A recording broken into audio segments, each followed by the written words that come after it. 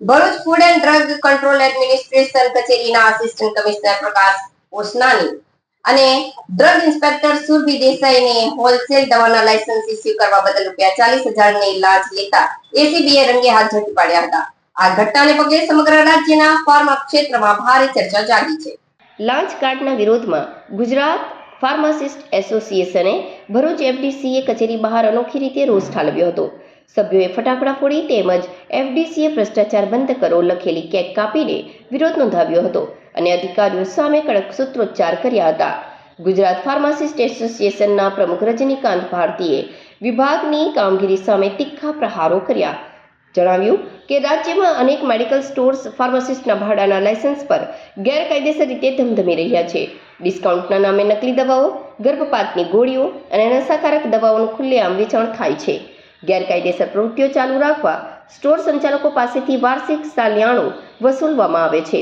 નવા લાયસન્સ કે રિન્યુઅલ માટે ₹25,000 થી ₹50,000 સુધીની લાંચ માંગવામાં આવે છે।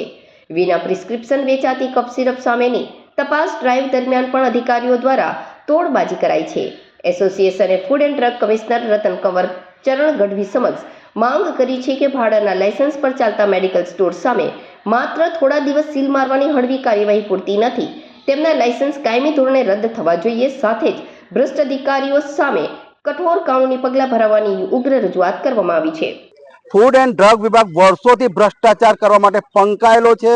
ગુજરાતમાં 70% કરતાં પણ વધુ મેડિકલ સ્ટોર્સ ફાર્માસિસ્ટના માત્ર લાયસન્સ ઉપર ધમધમી રહ્યા છે અને આ ગેરકાયદેસર પ્રવૃત્તિ ચાલવા દેવા માટે ફૂડ એન્ડ ડ્રગ વિભાગના અધિકારીઓ દ્વારા દર વર્ષે સાલિયાણું ઉઘરાવવામાં આવે છે।